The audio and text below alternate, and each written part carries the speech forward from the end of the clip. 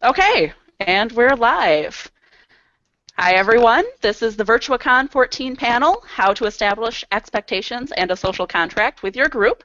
There are all sorts of role-playing games out there and all kinds of people who play them. Some games are lighthearted, some can be pretty dark. Sometimes something that seems entirely mundane to you might be upsetting to someone else. So, how do you make sure everyone at the table is on the same page with the tone and subject matter? How do you avoid making people uncomfortable? And what can we do if things are getting too dark or too weird? And what do we do when someone does get upset? That's what we're here to find out. I do want to remind all of our viewers we may bring up some darker subjects as part of this panel. Anything we discuss is meant to serve as an example of something that could come up at the table. We aren't making light of these situations or telling people to use these topics unless that's what you're going for. If you're watching us live, I hope you're having a great Virtuacon so far. We'd love to hear from you. Feel free to ask us questions with the Q&A feature. If you're tuning in later during the con, or if you've come across our panel, I hope you find us interesting and useful. I'm Andrea Gulke. I'll be the moderator. I'm going to let our guests introduce themselves. Most of them are people I've role-played with personally, so I know you're going to find some really good advice from them. And Lloyd, take us away. Oh, great. I'm Lloyd. I'll be representing the non-American view on this panel. As a representative of both Ghana and England, I'll be doing my best to give as much of a fairly light-hearted view and less serious, more kind of slightly more jokey, but fairly concentrated idea. Good job, Lloyd. Thank you. I worked hard on that one. Give me 5 minutes to think about that, okay? Matt? Hi, my name is Matthew. I've been gaming for over 25 years. I've played a lot of systems, as Andrea would probably say. I've played all of them.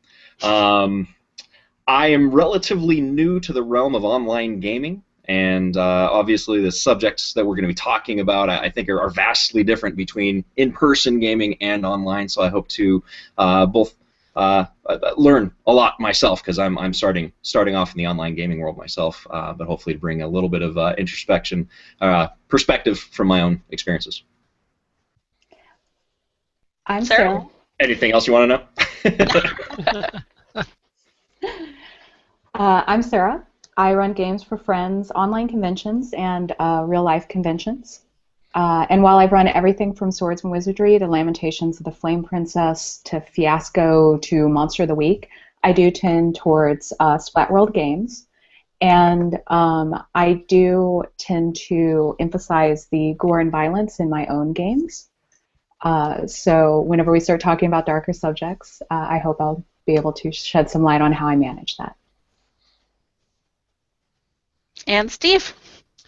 Hi, I'm Steve Sigety. I've been playing and GMing for over 25 years, and my games tend to be more traditional games. We've played a few of the indie games, and things like Fiasco, Microscope's a big one with our group. So we've played a few of those things. We've also tried to drift some of those mechanics and details into other games. Things like narrative control, shared narrative control, and so we've tried to mix some of those things up using the old and new. I've also played and run in several convention games. I know that's an area where sometimes the expectations are different because you're playing with completely different people, much like in some of the hangout games too that you might play with completely different people you haven't played with before. So that's one area I'm interested in discussing too. Very cool. All right, so I promise I will not talk as fast as I did in the introduction. I fail at this, you guys. It took me off guard. So the first thing I want to do is I do want to define a couple of terms that may come up in discussion that I just want to make sure that all of our panelists are on the same page and all of our viewers are on the same page, so it doesn't sound like we've switched to a whole different language. So if anyone wants to kind of take up the challenge and try to define some of these words for our viewers and each other, that would be great. So the first word is trigger. So if we talk about triggers, I want everyone to know kind of what we're talking about. I think Matt started out with that one earlier. Oh, I did? Oh, great. I was just voluntold. Excellent. To my understanding, you guys can correct me if I'm wrong. I hate that phrase. Trigger is any sort of situation or topic of conversation or some kind of reminder that causes someone who's experienced some sort of traumatic experience in the past to start re-experiencing on some level those emotions. It can cause some sorts of anxiety and discomfort and basically cause them to not have fun. Does that sound about right? I think so. Yeah. You got it. Awesome. Yeah. Lines and veils. I actually just had to explain this in something I wrote, so I might be able to do this. I'm cheating, though, because, like I said, previously had to do this. Expert panels, what it is. So lines and veils was a concept brought up by Ron Edwards in his game, in a supplement for his game Sorcerer called Sex and Sorcery. And the idea is a line is a hard line that you can establish at any point during the game that you don't want to go beyond. One of the things that's often used as an example is a person may say, I'm really not okay with having child abuse as part of this game, so if we could just like not go there, just stop without crossing over that line. Whereas a veil is where you draw you fade to black. So instead of perhaps describing a sex scene in your game, you can just be like, so we go in the bedroom and fade to black. So the next morning, yeah, and then you move on. I'm going to figure it. Excellent. And the final one is actually something I just learned about like 2 or 3 weeks ago myself. It's the X card. I think if you just learned it, you should go for it. I'm a moderator. I'm not a panelist. I ask questions. You guys do all the talky. All right. Who wants to take that one?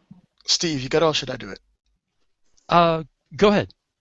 Well, okay. Just to make sure I'm not mistaken, the X card is something that was put in that I recently heard about as well, where before the game starts, everyone is given something to represent the X card, which could always be a card, for all intents and purposes, a card with the X on it. If something happens within the game that they are 100% uncomfortable with, no, I don't want to go any further, they simply just place the card in the middle of the room, and everyone sees the card, and that subject is never brought up again. It's just stopped right there. They look at it. No one asks any questions. No one makes a big deal about it. They just stop and then they move on. So it's a really good way in case you come into a whole group of people that you don't know and you're like, you know what? I really don't want to explain to these people why I'm not okay with climate change. You put that in the middle of the room and you stop it right there. Well done. You stop saying that to me. You're always like, Lloyd, you did so well. I'm so proud of you. Oh, yeah. Positive reinforcement. The only thing I would add to that is while your explanation was awesome, and yeah, the whole point of the X card is you don't have to explain yourself and why you're uncomfortable, some people will also use it to retroactively take stuff out of the game. So once that X card goes on the table, it's like, oh, I didn't know your second cousin was a Kender. I'm sorry I killed that one. Let's go back and say it was a dwarf or whatever. Oh. And then everyone's like, no, let's kill the Kender. But because there is never a situation in any game in any universe where you don't kill the Kender. Just kill the Kender. I'm glad we're all on the same page with that one. Okay, so just since we've been talking about lines and veils and X cards, I'm just curious if anyone uses them, and if so, how's it gone? I'd like to start with this one. I actually am a big fan of the line. The veil, I use veils as well, but one thing I'm really fan of is a line. There's some things I just don't think belong in any kind of role-playing game. And whenever it seems like it's getting close to that subject, I always speak to GM and be like, hey, look, could you just not bring this up? I'm sure we can find some other way to go around it, but I'd like to draw a line on this specific one.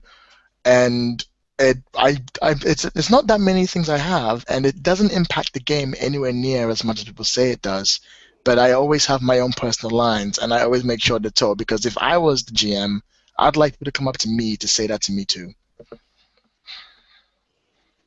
Yeah, I've never specifically. This is the first talking with Andrea before this was the first time I've ever actually heard it referred to as lines and veils. But I think pretty much every GM should be using these concepts when they're planning a game, and more importantly, when they're trying to find a group for their game. Every time that I've run a game, I try and be as specific as I can, describing the game to the player, saying, hey, this is going to be a dark game, this is going to be a horror game, this is going to be a high-adventure game, and then I kind of, off to the side, have a private conversation with them, if it's in person, or if it's online and I'm looking for players, I say, hey, listen, is there anything you're uncomfortable with? Let me know now. Unfortunately, because people are uncomfortable with it, So they're not going to say it. They're uncomfortable talking with somebody else about it, or even bringing it up, or even mentioning. They kind of hope that it doesn't happen. So I've had experiences in the past where I asked people and they said, no, everything's cool. But then once things start getting really dark or really gory or something like that, they start closing up and they start backing off and they stop contributing to the game. And then afterwards say, hey, what's going on? Are you okay? Are you having fun? They're like, oh, no, I just, that whole episode was just kind of weird to me. I didn't enjoy it. And so I haven't had great success in all cases. So my question to the rest of the group is, have you had success with that?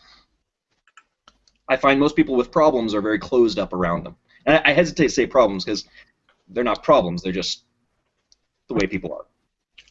I've had success with mine. Okay, just forgive my language, anyone listening, but there was a game about to start up, and I knew the people who played with because I know enough about them. I knew what kind of language they actually use. And I asked the GM, hey, look, could we just not put any anti-homosexual stuff into the game? Because I know these people, and it's going to be a massive deal, and then the jokes are going to start, and it's just going to piss me off, and I'm just going to go to bed. I'm just like, I'm gaming at 12 at night. I can't deal with people's crap. Could you just please put it in? And he did. He actually put into the. He actually went out and went, hey, guys, look, no more. In fact, listen. In fact, he went above and beyond the Call of Duty. He went up and spoke to the players and went, look, you just not make any gay jokes. Just stop. It's not okay. One of the players is uncomfortable with it, and even if I don't know why he's not uncomfortable with it, I don't see why I couldn't just take it out of the game because it's not making an effect. And that was one time. Also, I always draw veils on sex scenes because nobody wants to hear me talk about sex scenes. Sex is very boring and takes up a lot of time. Sorry, Steve, you were saying something? No. Just laughing at you. Oh, okay. I thought I interrupted someone. Sorry. Carry on. Don't mind me, guys. No. I would have to say that I primarily use X cards in con games.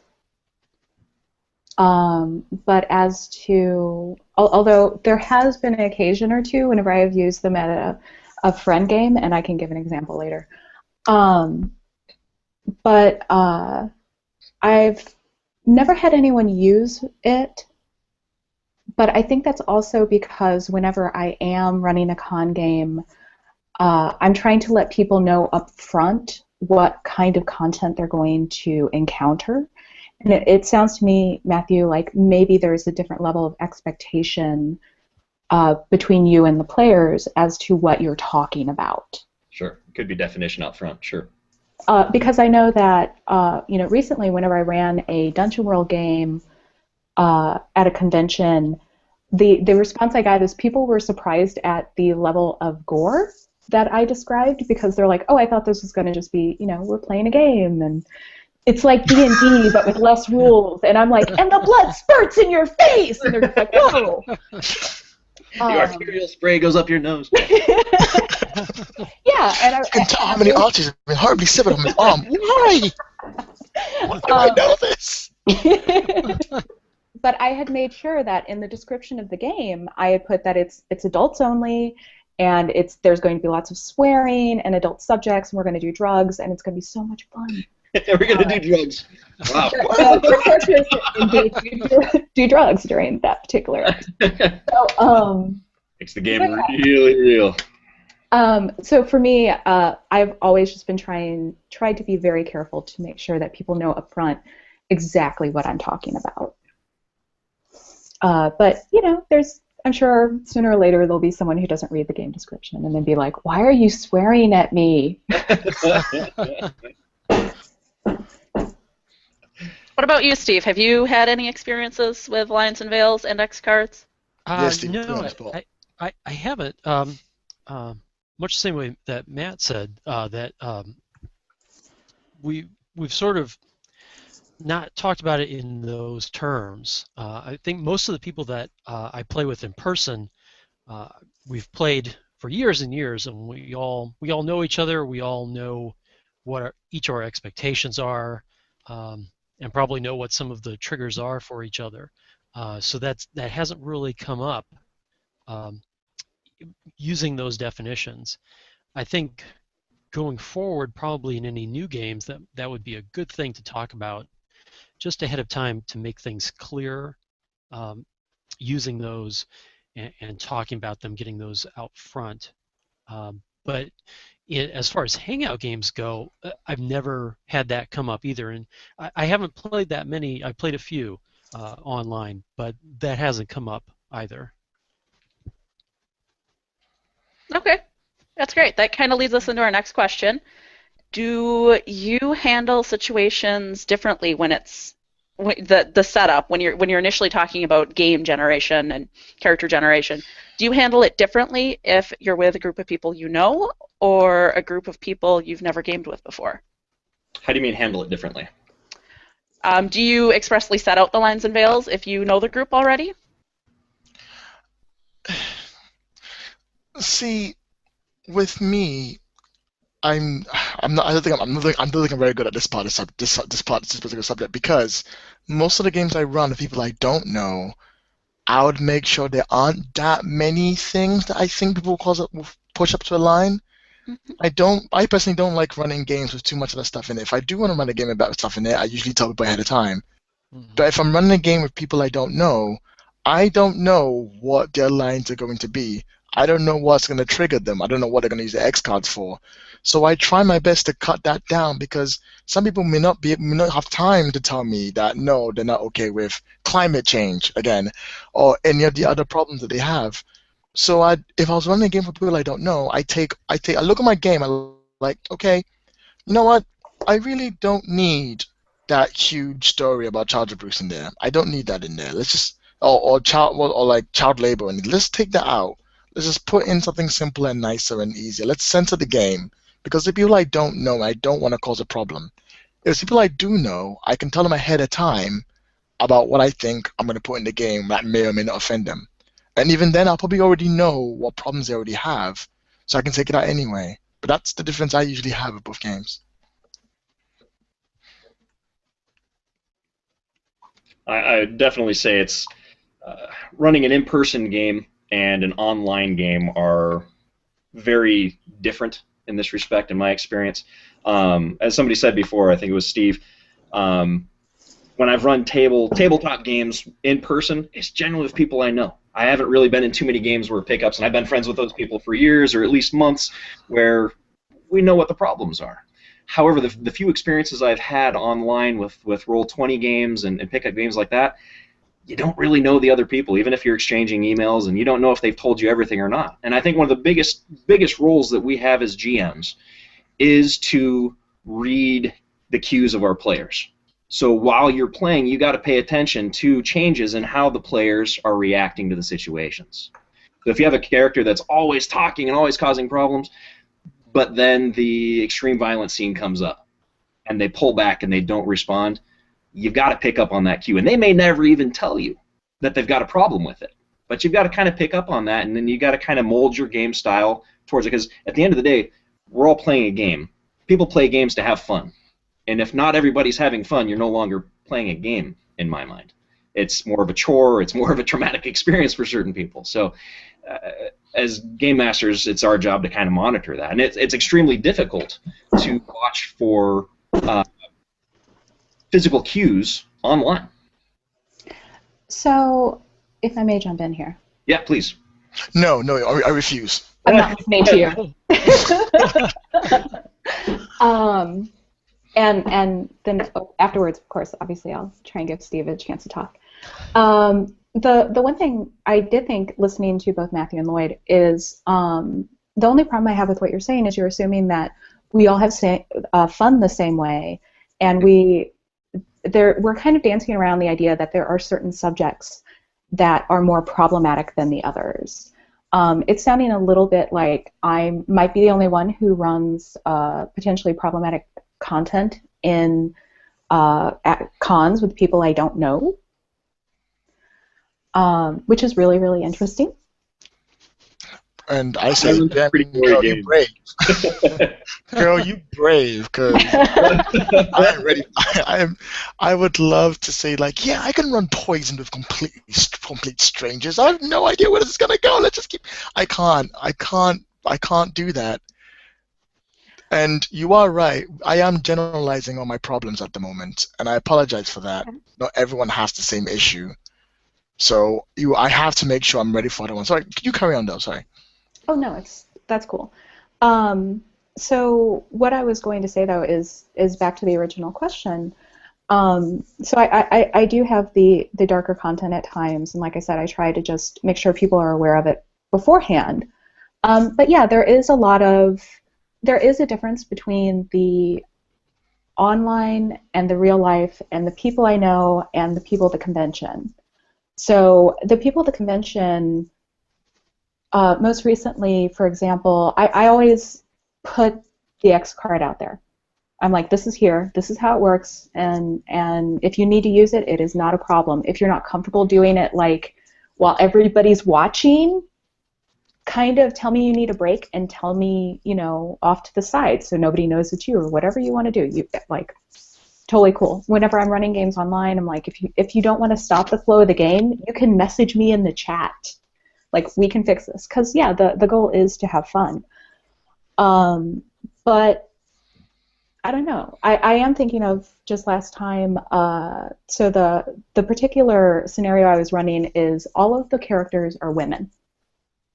So you come in, you don't get a choice. You're going to play a woman from a specific comic book, and it's existing in the comic that one of the women has a sexual NPC who shows up.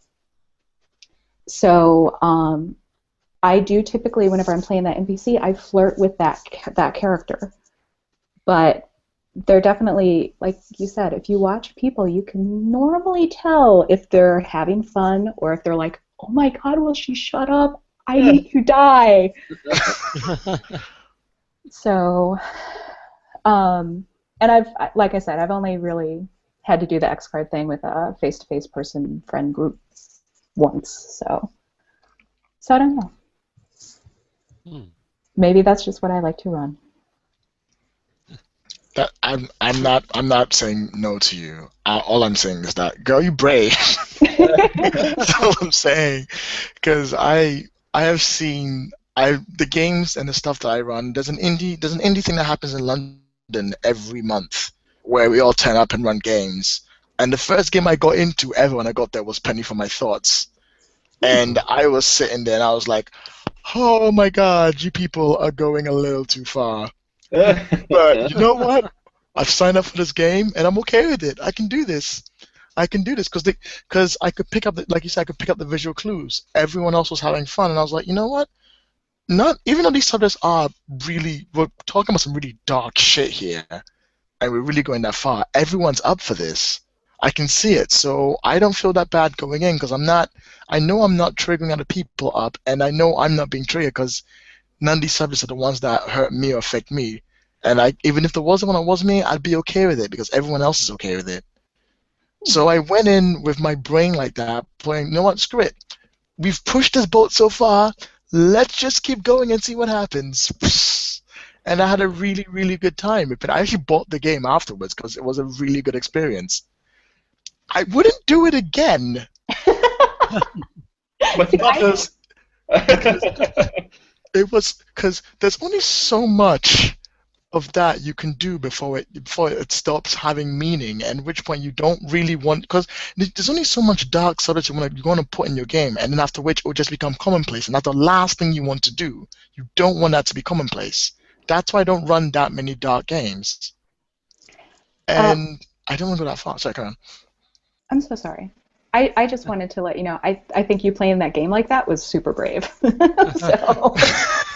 Well, it's the thing, because I was like, I'm already in the middle of the game, and everyone else is having a good time, and no one is physically affected by this. Because at that time, I didn't know what indie games were. I was like, oh, what's indie meat? How come to indie meat? Wow, indie games are dark.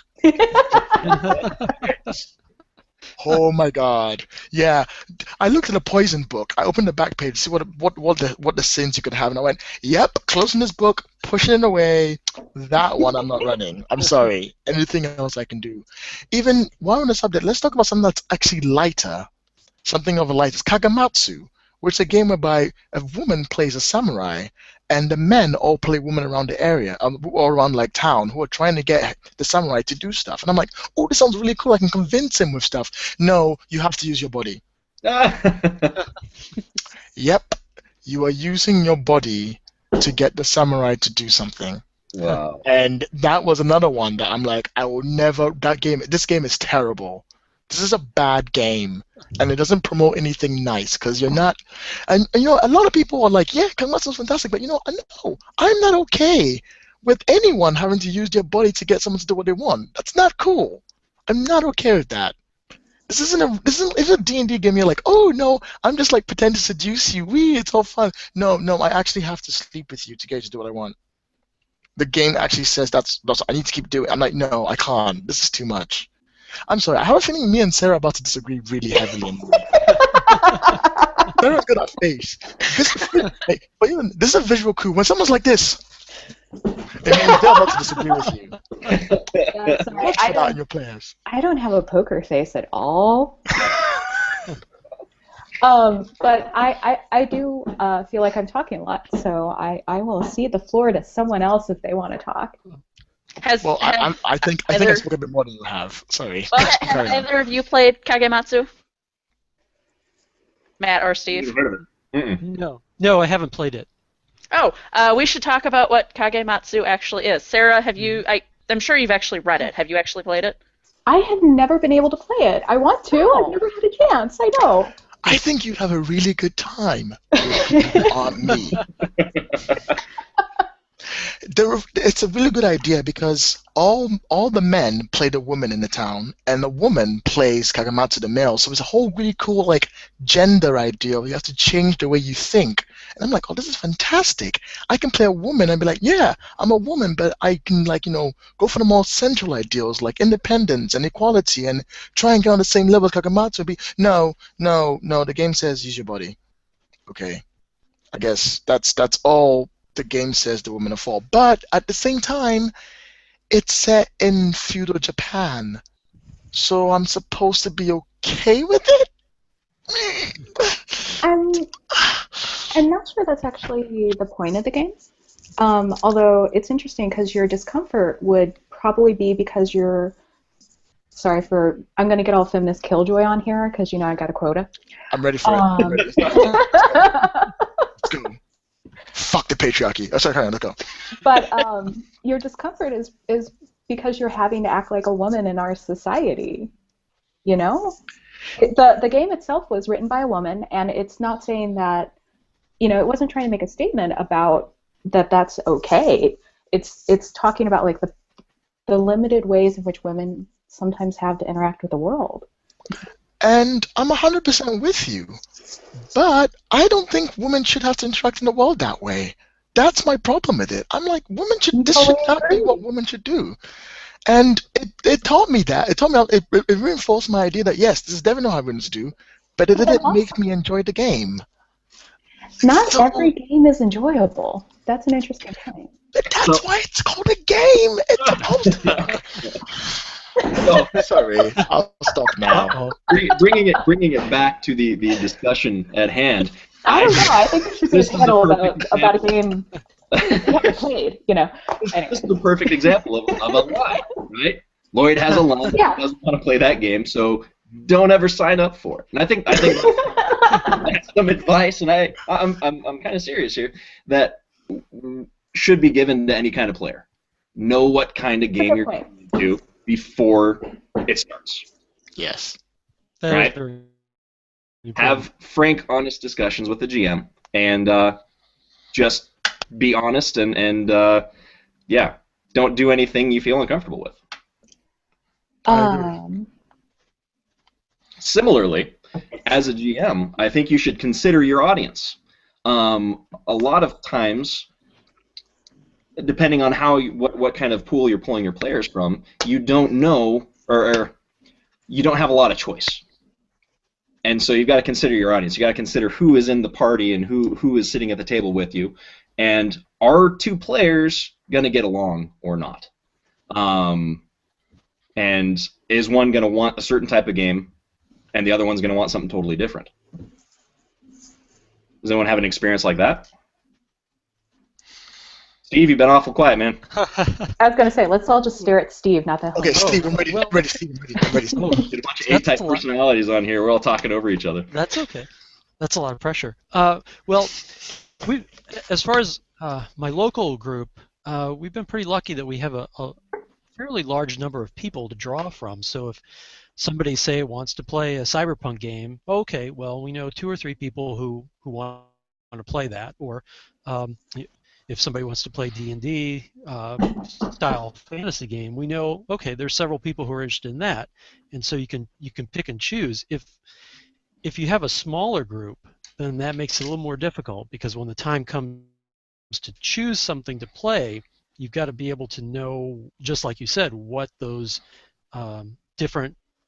what the different players are interested in, what their interests are, and who might be interested in playing that game. If no one wants to play that, then that obviously limits the choices of what you can play. So I think that's also an issue too, of, like you said, the player base and what people want to play, making those decisions.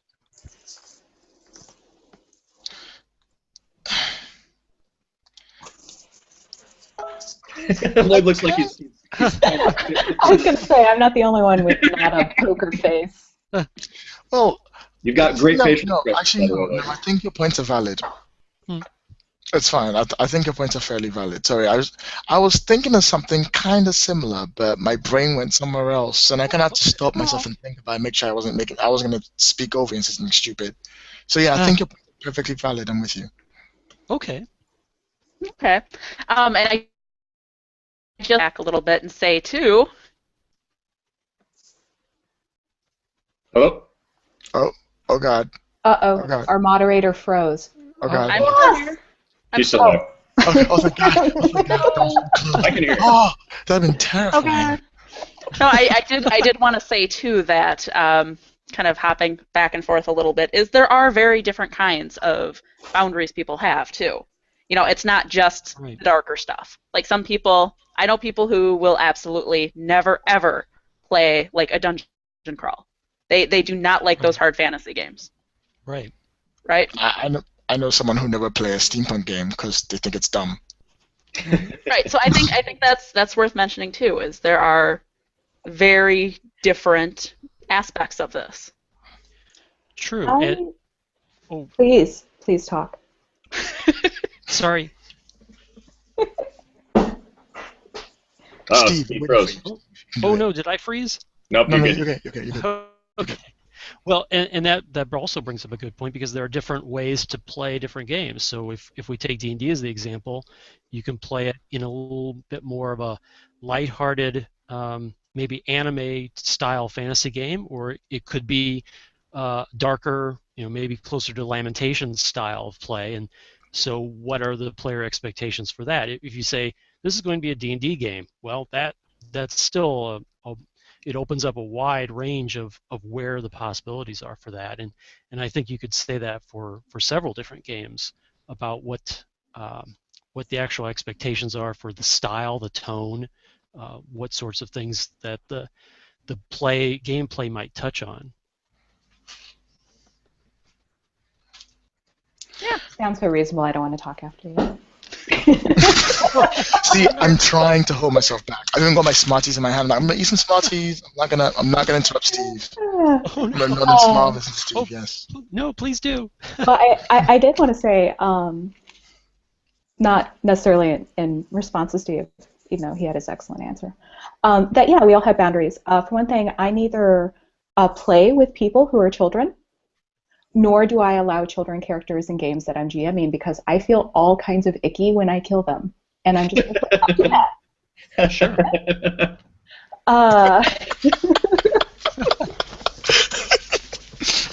Well, we need to play some together sometime. Anyway, but you know, you made a really good point about how there are assumptions built in with different kinds of games. Right.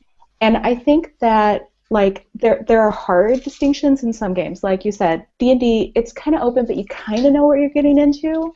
Mm-hmm. Lamentations, you're pretty sure you're gonna either die or wish you were dead by the end of the game, kind of thing. Right. But then whenever you get to more indie games, I think the expectation is a lot more open.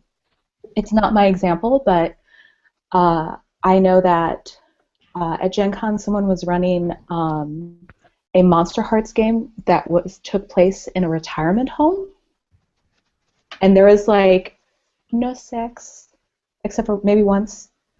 Tell me It sounds there like was the greatest game ever. My friend who played it had a really good time. But that's one way of like, that's an example of subverting what you're expecting out of a game. I'm of the general philosophy that when I run a game, it's not based on the system. I get a story in my mind, and it's not based on what rule set I currently have at hand. I can make any game into any type of game, you know, in my experience. If Sure. I can run a super dark D&D, I can run a super lighthearted Shadowrun. I think there's some danger when people assume a certain type of game with a certain set of rules. So again, it all goes back to being very open up front for me in what people can expect. Pretty much, I run exclusively very dark, gory, sometimes depressing games. That's just the style I like to run, and so I'm always up front on when I'm canvassing for players or discussing it with players. This is what's going to happen. So if you're at a table, how can you tell if there may be a potential problem if they haven't come to you and said anything? When they're crying. Usually, I take tears as a very good sign that you've probably fucked up. I really want to play with you now.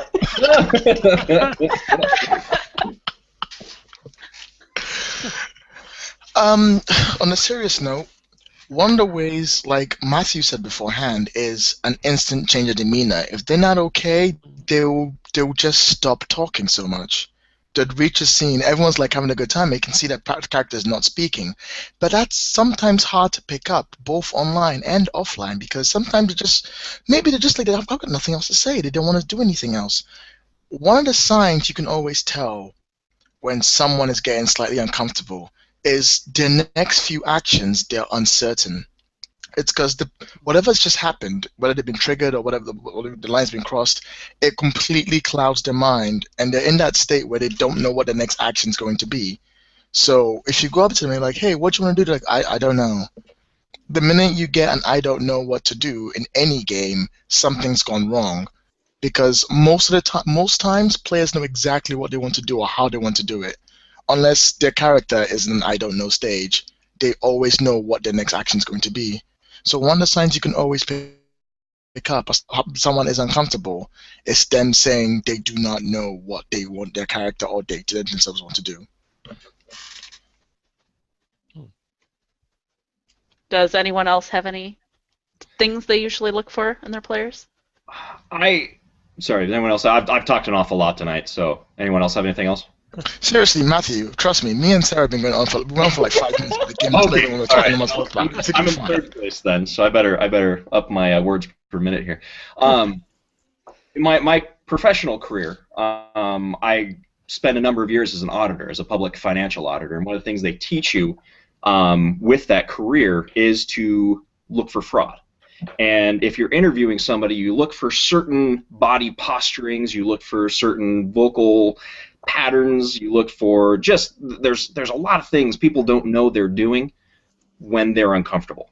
And I think that has helped me out a lot as a GM, because I've watched for, if somebody's uncomfortable, as we mentioned before, they're going to become very, very, very withdrawn. Well, they're going to go one of two ways. They're going to become very withdrawn and try and separate themselves mentally from what's going on, or they're going to take a more proactive stance, and they're going to try and veer the story violently, not violently, but jarringly away from what's going on.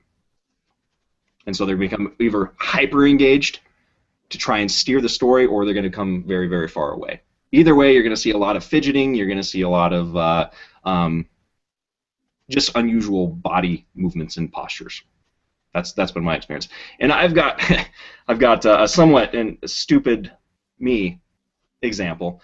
I ran a game, and let's go back to a comment that I made earlier about being aware of who the players are in your party and tailoring your game to who's at the party, and really choosing your players based on who's already in the game.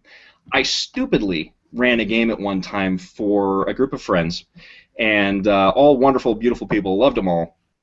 I'm the kind of guy that gets along with pretty much anybody. Doesn't matter your political beliefs, religious beliefs, whatever, I like you. I ran a game. There was 5 players.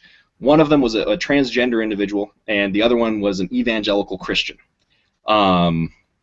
Needless to say, it didn't go well because of the inability of both of them to deal with what the other person thought of them personally.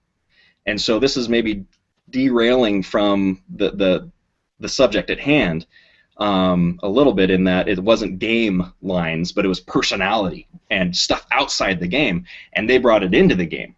And it was a terrible experience for pretty much everybody. That game went down in flames, and actually ended up with a physical altercation between the two of them. Started with dice throwing, and then came to fisticuffs, and that was a bad experience. So Wow. Be careful with who's at the table and who can deal with the other people.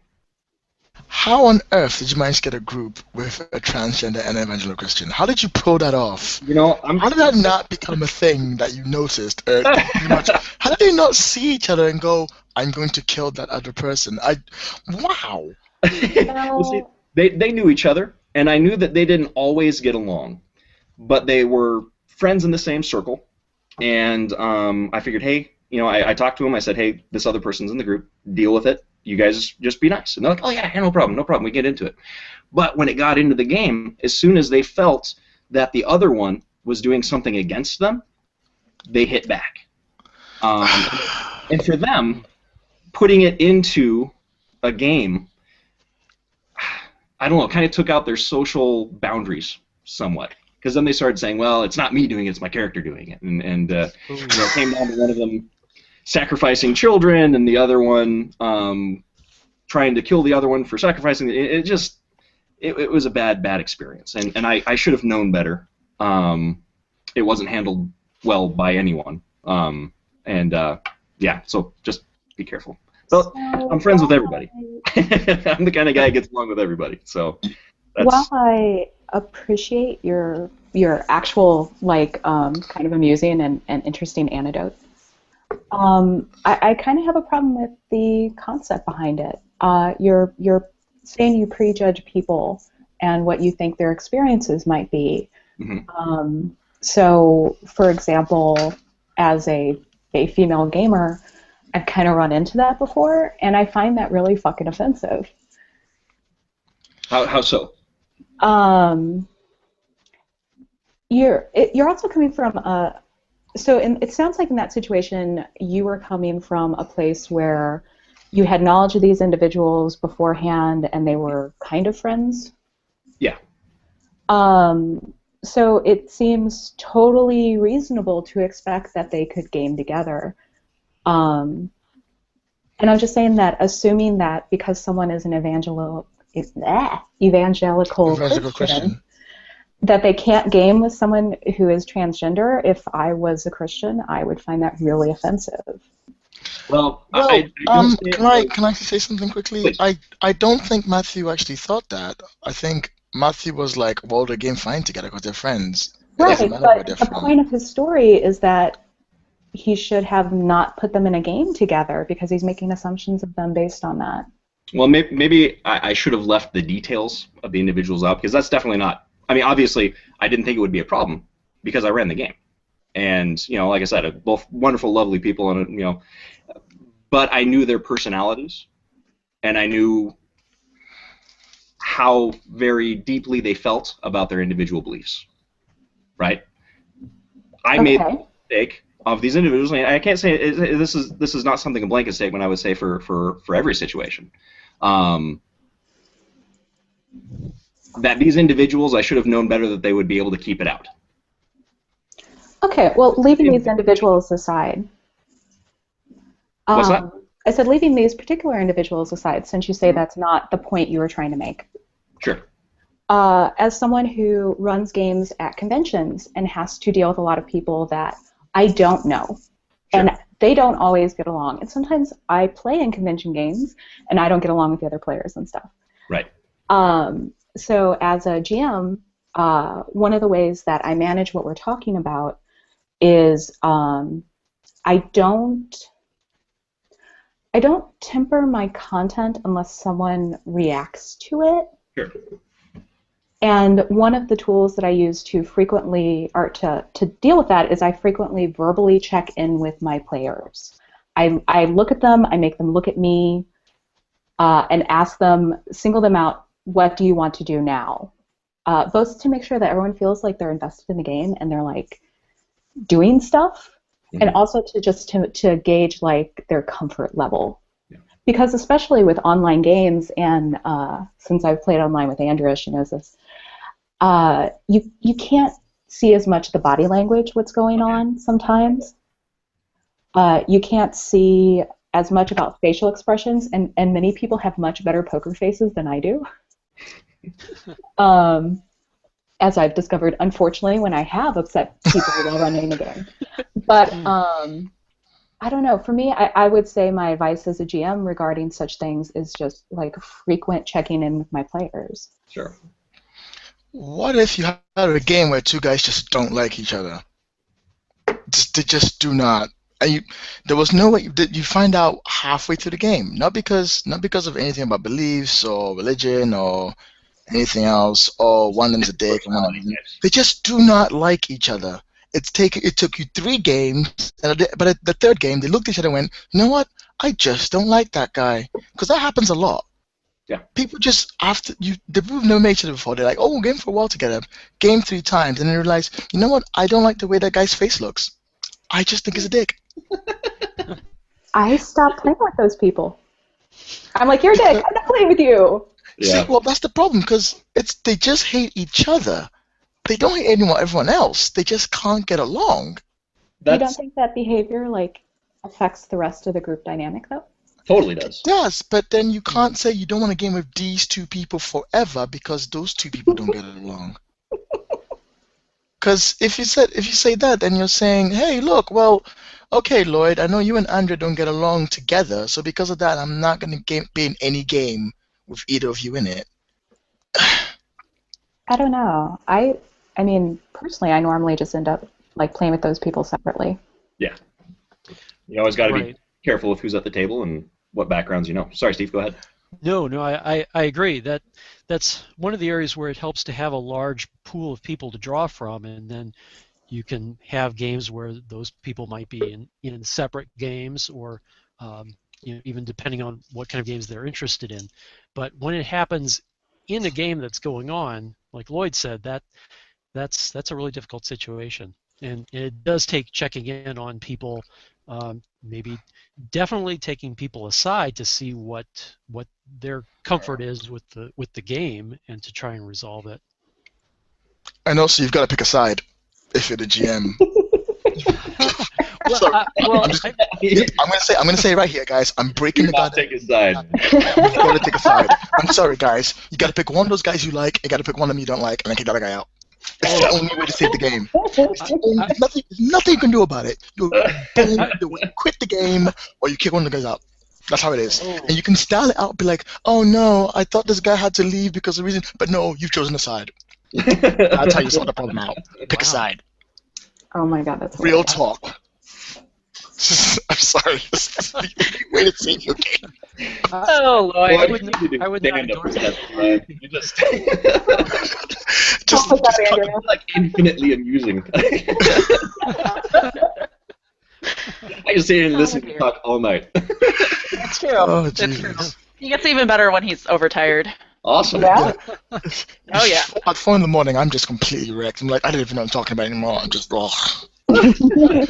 Anyway, sorry guys. I feel like I distracted us again from the topic. Keep going while I eat this strange totally bar of fine. Chick-Cat. We're on topic. We're talking about boundaries. And It's a issues broad subject. It's a very broad subject. It's not about something. It is. I really like the idea of talking about how to deal with one player problem or two players having a problem.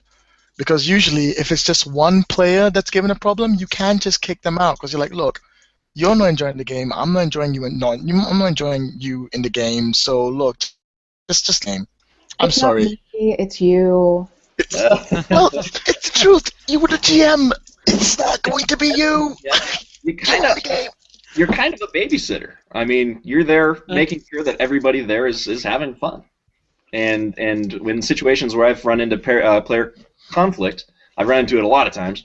I find the best solution is just pull them aside and do it separately, and tell them, hey, this isn't working. You need to cool your jets. Take it easy on them. And in most cases, with the exception of the one that I gave you, which is the most extreme exception I've had, people be adult about it and they change. Or if they don't, they just drop. I'm with you on that one.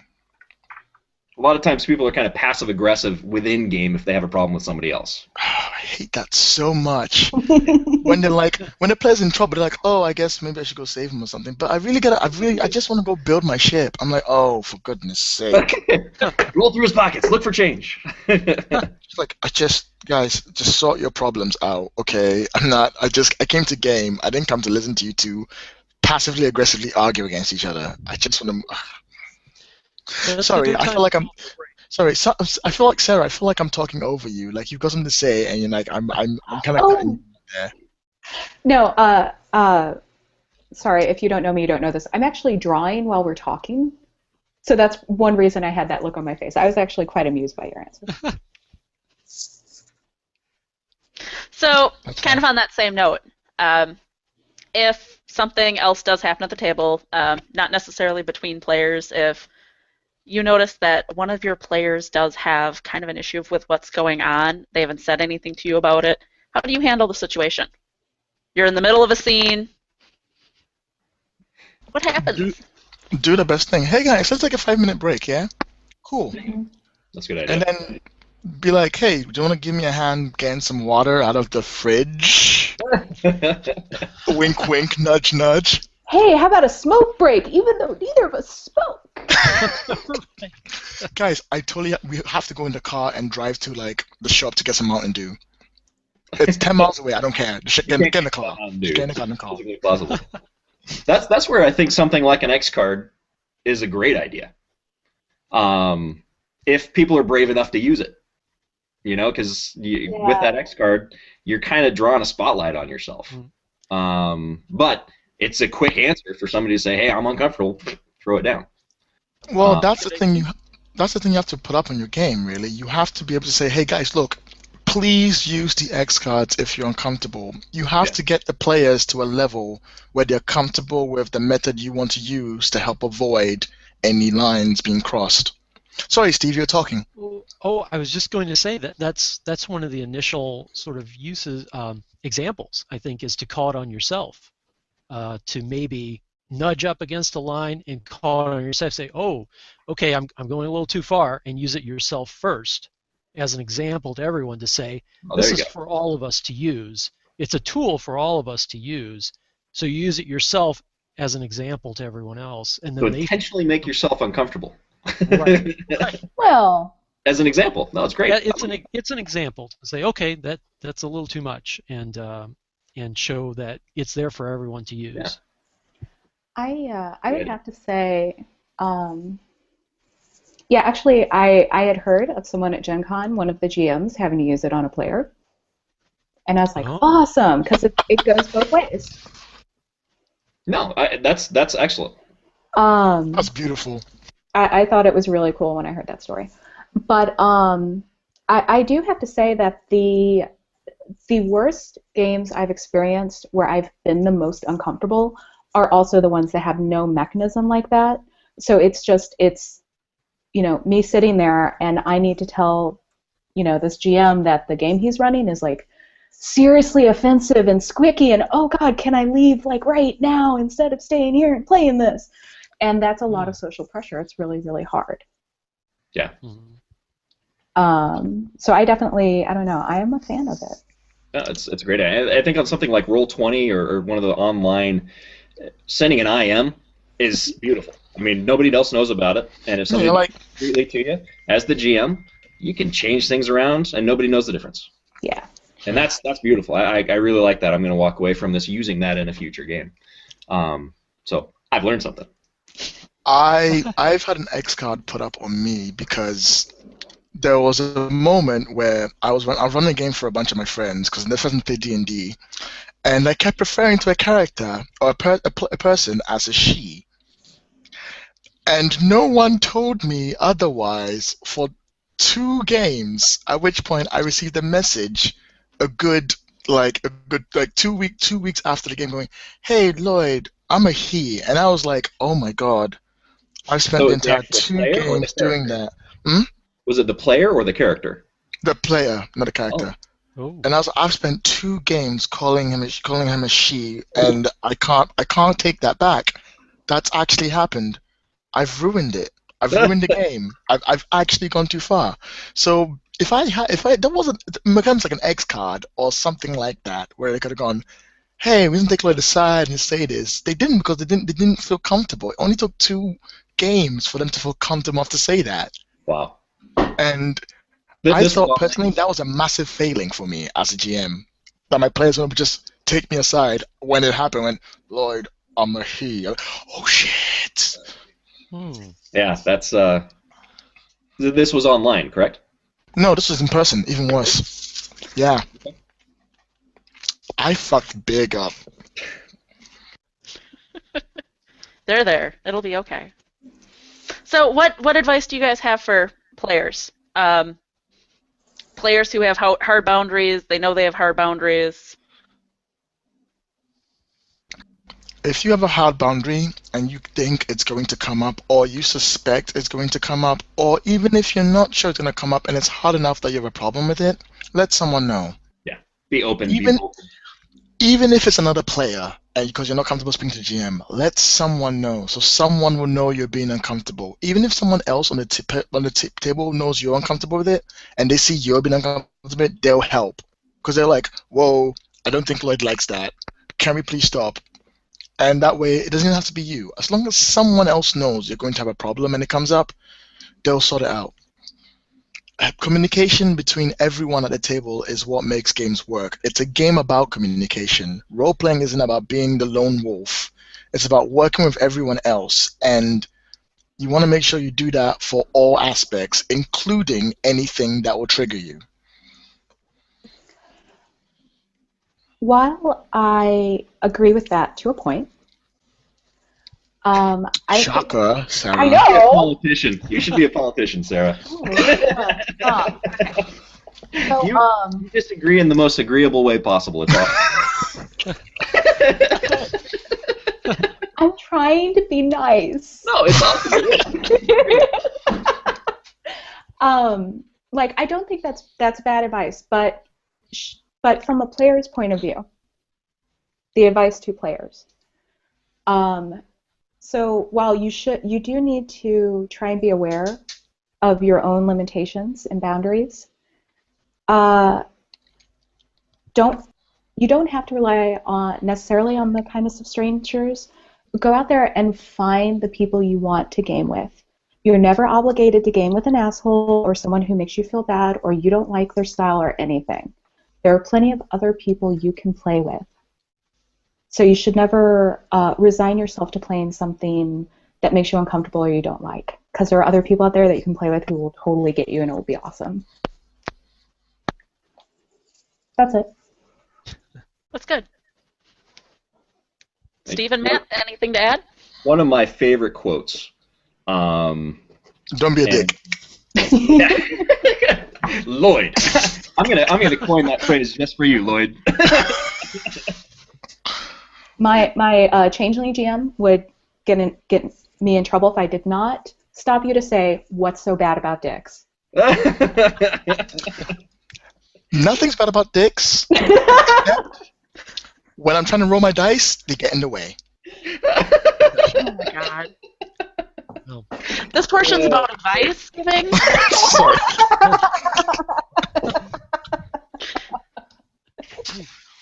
Oh, Andrea, you know this is all your fault. I'm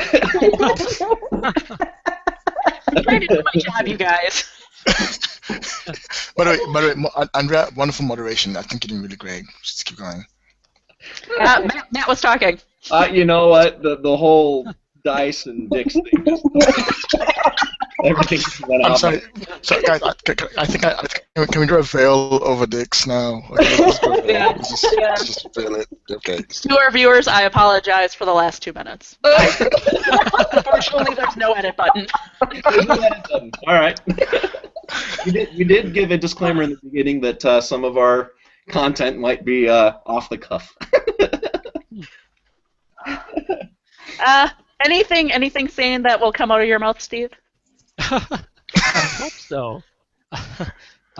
Well, Sarah brought up a very good point, is that you can always leave, and that is the case with an in-person game or an online game or a convention game, is that if you're feeling uncomfortable, you don't want to use the X card, or there isn't one available, or some other mechanism, that it is okay to walk away. That it is an inconvenience for you, though, especially if, for example, at a convention, if you've paid money for a ticket to play in this game that you were really wanting to play, but that is possible. And I know there have been plenty of stories of people who have said that they have, tried to stay in the game, and it's just gotten progressively worse. But you do have to feel that you can just walk away from that, and that is okay. You can find the other players that will play in that same style that you want to play in. That you can find those people, especially the online games. It's really great for that. You're like our little voice of reason. I know, right? We're here we're making stupid jokes, and Steve's like, "Well, actually, I think you find actually a very sensible idea over here." Crazier, craziest. I regained my thought. Oh, good. We did it! Yay! Now, Lloyd, quiet. A lot of times when you're dealing with uncomfortable situations, you deal with hard feelings, and people internalize it, and they become offended. And there's a quote that always comes back to me, and it's I just looked it up while we were talking there. It says, "He who takes offense," it sounds like a fortune cookie, right? "He who takes offense when no offense is intended is a fool, and he who takes offense when offense is intended is a greater fool." I think the first part of that quote is very applicable. Most people, especially in the gaming world, are nice people. They're just trying to have fun. And something Sarah said earlier comes to mind, that not everybody has the same kind of fun, right? So if somebody says something or does something at the gaming table that you find offensive, it probably wasn't initially intended to be offensive. Does that make sense? I agree with you to a point, but... Thanks, Sarah, your voice. There it is. There it is. Yeah, I fucking said it. But... That was closer, I think. sometimes you can't tell what people are thinking to be offensive. That's true, and maybe I'm a silver lining kind of guy, but I like to assume that somebody's not trying to offend me off the get-go. If they are, they're a jerk, and I don't need them, right? That'll become apparent as time goes on. But first-time offense, don't take it personally.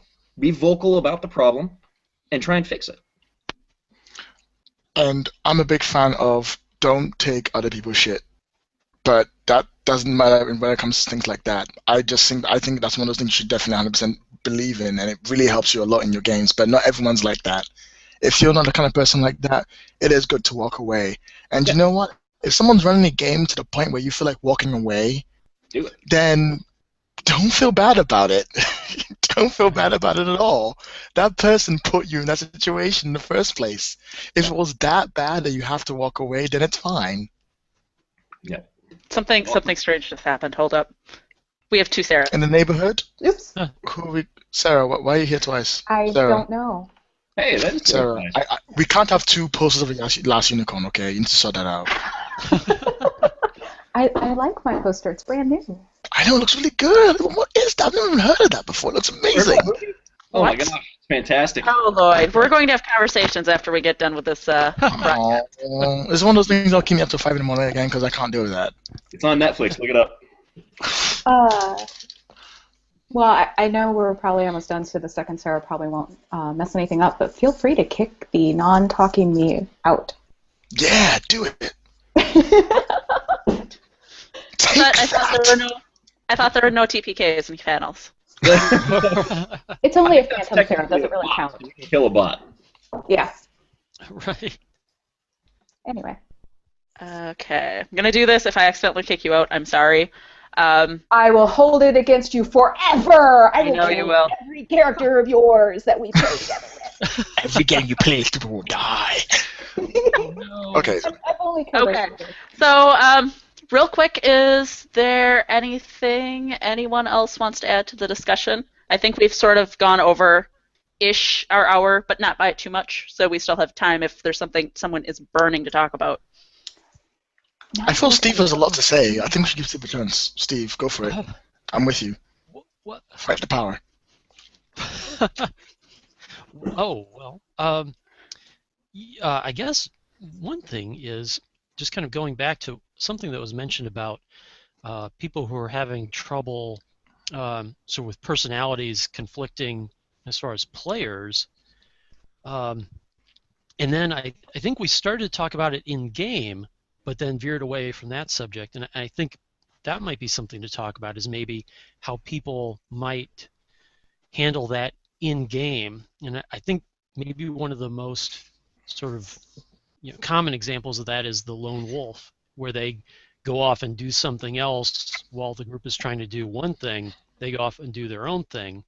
And I think that's sort of a sign maybe too of people who are not having fun or not enjoying what's going on in the game, and some ways to sort of reel that back in. That's something that we want to talk about.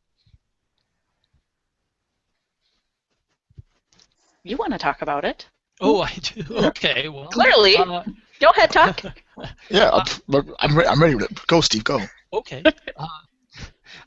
That's one of the things that I saw mentioned kind of explicitly in one of Robin Law's books about game mastering, about the idea of the lone wolf character, about what kind of fun that person is looking for. If they're looking for sort of trying to discover something else about the world that they're playing in, or if they don't like the plans that the other players are working on, they want to do something else.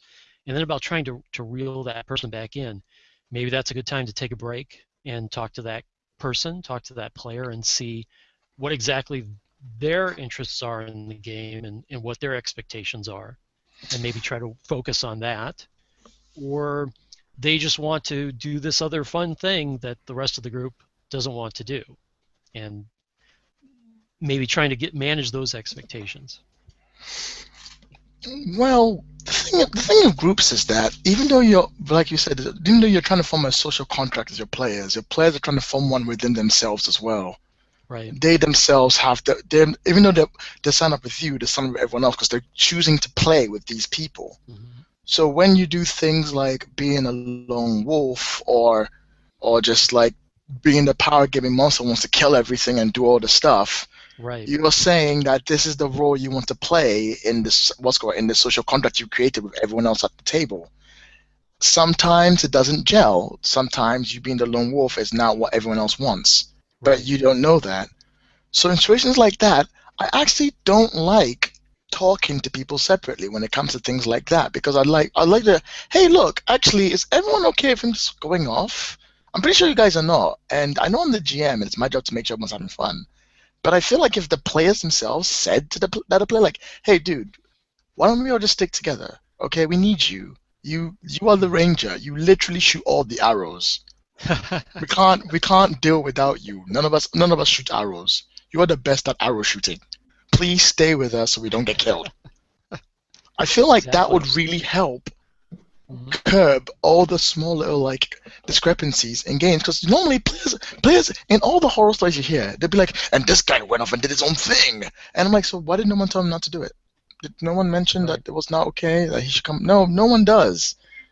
So I'd like players to learn that sometimes just the GM telling someone might not be enough. Right. Because the GM is trying to yes and his way through every scene. Sometimes you have to tell the player, hey, look, dude, why don't you just come with us? We'll just chill out. You don't need to go and shoot the thing over there. Just shoot the thing over here. Right. Like there's the social contract that they have internally that you as a GM sometimes will mess with because you're evil, you know. But that's a good point too. That's a very powerful force. I just saw it with my Dungeon World group where I may have infected the ranger with vampirism, and then they had a big in-party fight about whether or not they should kill her. And I like literally just kind of sat there and listened to them attack each other and argue, and it was this like big emotional drama. It was righteous. And I didn't have to do a thing except for splash a little vampire blood in her eyes. Sarah, you scare me. You actually scare me. I hope you know that. I swear I'm fun to play with, but or so I've been told. But so you can, a little bit, you can leverage that social contract to get them to do what you want. So like if you're saying you have the one guy who wants to go off on his own, you can dangle stuff in front of the other players to convince them to keep him with you. Yeah. Right. Stuff like that. I found a lot of success in reining in lone wolves through the backstory. And before the story starts, if I have somebody who I know is generally somebody who goes off on their own, I try and tie them backstory-wise, whether it's relation, like brother, sister, cousin, whatever, to somebody in the group, so they have a reason to stay with the group. And if not, then what I do is I give them an attachment to an NPC, whether it's a child, an orphan that they've come across, and that NPC stays with the group. And so if the player has an emotional attachment to something within the rest of the group, they're going to stick around and they're going to try and make sure that thing is safe. Sure. Because that's part of their story, and they want to make sure that story continues. And it's not going to work in all cases, because some people just want to be, Riddick or whatever, and go off and be awesome on their own. And I have no family. Yeah, if there's nothing you can do with those people, and my advice is don't play with those people. Kick them out of the game. Pick a side. Wow. Nobody wants to talk about it, but it happens. It does. Sometimes that's all you can do. So you can do. Sorry. Next time this happens, I'm going to see Lloyd's face in my mind. Kick him out of the game. Problem solved. Yay. So I'm going to think of Lloyd every time I kick somebody out of the game, and unfortunately every time I roll dice from now on. So. I feel like that's a good impact on what I've made on you there, Matthew. I'll take that. I walked away with X cards and a couple of Lloydisms. So Excellent. It's been a profitable evening. Thank you. I'm a big fan of the idea of the players talking about what their characters are thinking.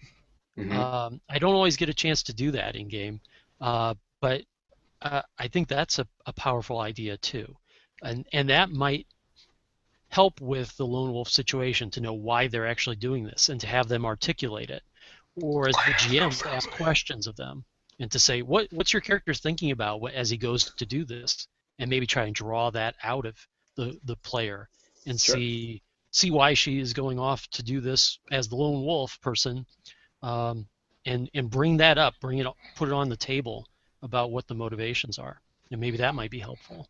I've asked players, and I usually ask players to write journal entries in between sessions. And that gives me insights into what they find interesting in the game, and also, like you said, what they think.